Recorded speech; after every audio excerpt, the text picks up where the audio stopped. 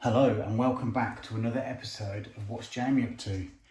And on today's episode we are looking at the magnificent Generation 6 console that is the original Xbox. November 2021 sees the 20th anniversary of this superb games console, Microsoft's first venture into the gaming market, where as part of Generation 6, the original Xbox competed with the PlayStation 2, the Nintendo GameCube, and some would argue the Sega Dreamcast as well. Now, I've recently picked this up from a friend, my good friend Lee, thanks Lee, for a good price. I think it was, I can't remember now, I think it was £40–50, plus I picked up a couple of Dreamcasts as well, which I've retro-brighted in a previous video.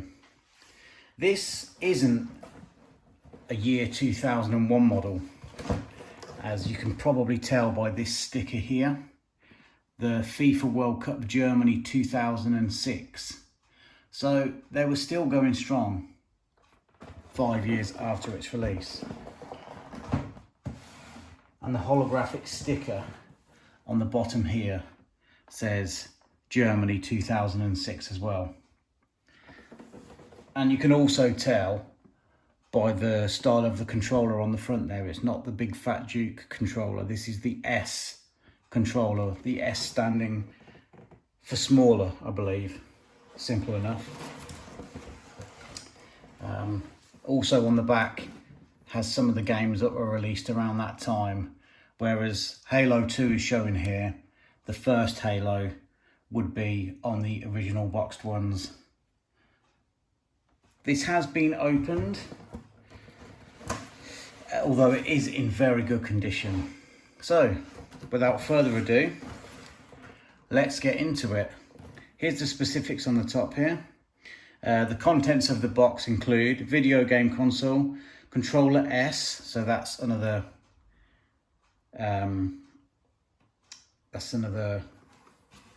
what's the word I'm thinking of? That's another reason to see that it's not an original 2001 model, with 3-meter cable, standard AV cable and SCART adapter, the power cable, and an instruction manual. It is missing a couple of parts. Lee did tell me, he said because of the price, there wasn't a controller. So I had to pick this up separately. This was from one of my local CEX branches. This was £15. Surprisingly, they still hold their value nowadays. And the big fat Duke or the fat Duke controllers fetch about the same money. They're between £13 and £15 online. I've just bundled this one up because we have been playing some games on it. So it was quite innovative in its time, because there was nothing more frustrating with other games consoles than tripping on the wires, whereas the Xbox brought out the innovative breakaway. So if you snagged yourself on the cable while moving out of your living room, it would just snag and it wouldn't sort of do any damage to the port on the front of the console. So that is the controller, and it does say on the back, if you can see that there, if it'll focus, the Xbox controller S. And you do have memory card slots in the top there, although it did have an internal hard drive with the original Xbox. I'm not sure of the capacity. It might tell me on the unit. I did get this. The cables were still sealed, so I've opened these, and it does look like an original one, but obviously you can buy aftermarket ones nowadays. It was still coiled up, so it was, well, it was sealed, so it was definitely brand new. So I don't know whether that is the original cable. So let's just put that to the side. That is just goes into the back of your TV, modern TVs, and it still looks pretty good nowadays. I do have a SCART adapter, however this didn't come with it, and it didn't come with a controller as I said previously, and it hasn't come with the instruction manual, which you can get on eBay. They vary between £4 and £13, I believe. This was still sealed, the power lead.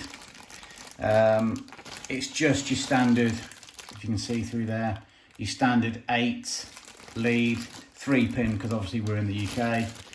That was still sealed, and it is a new cable. With this console, the original Xbox One, the power supply was built in, not like the 360 where you had that massive brick that was out of the console. I suppose they had to make room in there for, I don't know, more memory? Who knows? So let's get into the actual console itself. Very tough to get out of there, actually. Come on. Oh my god. Capillary action had it sucked in there. Right. So, still in the original baggie. What I do like about the polystyrene as well, it's in the shape of an X. Both sides. And it's good to see those still intact. A lot of them that you see, they have the polystyrene but they're broken in the middle. I'm fortunate enough that these are still intact. Let's put those to the side. So let's get into the console. I mean, you've all seen these before. They weigh an absolute fortune. Not a fortune, they weigh an absolute ton. That's the word. Here we go. Still got the plastic on the front. You do have the shiny part there, the gloss part. 4 controller ports. With these, you can get a remote because this is an actual DVD player, a CD music player, and obviously a games machine as well.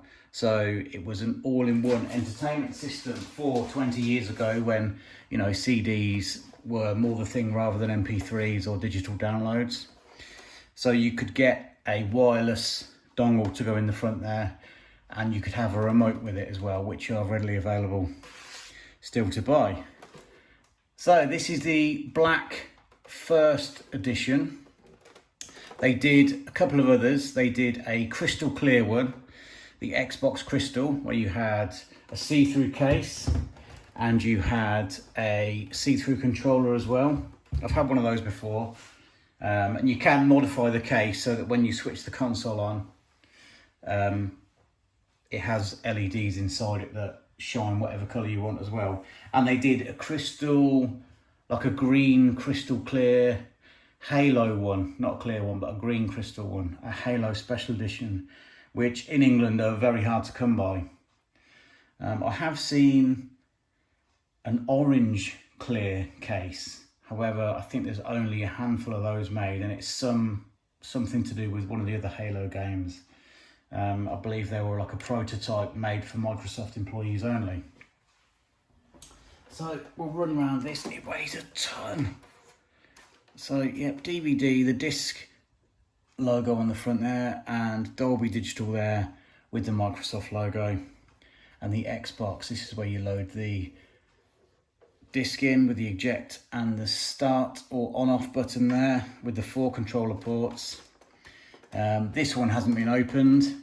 I believe there are, under the rubber feet, there are 4 screws that you need to take apart, and under one of the labels as well. If I can feel it, you can usually feel it through. Is it this one? Yeah, just here. Because if that is disturbed, then your warranty is void. I think there might be one under here as well. Yeah, there's one under here as well. So 1, 2, 3, 4, 5, 6, if you wanted to take them apart. And there are different drives you can get as well with the different model variations. So you can't just take one disk drive out and put it into another because it may not work. Fan on the back looks very clean. The power input, 220, 240 volts in England. This is your cable that goes into your back of your TV. I think you can do a HDMI mod. Not sure how easy or how expensive it is. But I'm pretty sure there is a HDMI adapter you can get, an aftermarket adapter as well. and the Ethernet cable as well, because everything, all the gubbins are inside this console. No external power supply, as I've already said. So that's an overview of the console. Weighs a ton. So the reason why I'm doing this video is because I am starting an original Xbox collection 20 years later. So I've picked up a handful of games. I had a couple anyway, because I do buy and sell quite a lot of consoles and fix them up. And I do keep a couple of sort of every console on the shelf, just for testing purposes really. I've got some more on order. I'm waiting for the postie to deliver today, but he's not been here yet. So here we go. We have a few picked up from my local CEX, and we'll just run through them now. I will only collect them complete with manual. So we have Batman, The Rise of Sin Tzu. My favourite Burnout game ever. It's so quick. Phenomenal game, brilliant series. I wish they carried on making these, but it kind of run its course really. Burnout 3 Takedown. Forza Motorsport. Once you've played Burnout and how fast it is, this feels like you're a granny racing a car. It's so slow. I do not rate it at all. Forza Horizon is much better than Forza Motorsport. Only on Xbox. This was an original game, because a lot of these games are available across GameCube and Xbox, GameCube and PlayStation 2 as well. GoldenEye Rogue Agent. There was a few 007 games for this console. Halo 2. I've ordered Halo 1. I'm just waiting for that to turn up. I want to play that first, obviously, before I play Halo 2. I was never really an Xbox dude. I always played Nintendo. Wii and the Wii U are kind of my era really. Apart from the 80s when I played like Sinclair Spectrum and NES and a bit of Super Nintendo and a bit of Sega Master System as well. And obviously Game Boy. But I missed sort of this generation really. So this is Need for Speed Underground 2. I do like my racing games. I haven't actually played this one yet, so I look forward to that. Rocky Legends, I've played this before. This is pretty good. You do some training and the bouts as well. Good old Rocky, great films. I bought this one. I've had this one on the shelf for a while actually. However, you note that it is the Xbox version, but when I went to play it, CEX, I've put the PS2 disc in there. Like I say, a lot of these games were released multi-platform. So that is the start of my original Xbox collection. I hope you enjoyed this video. Please subscribe. I'm so close to 200 subscribers, and please like the video because it really helps out with other like-minded people watching my content, and it also helps the channel grow and I can do more ridiculous stuff. I've got more retro games on the way. I will update you on my original Xbox collection when I get a decent enough bundle to make, you know, a 5-minute video. And the next time you find yourself on YouTube, why don't you just have a look and see what's Jamie up to?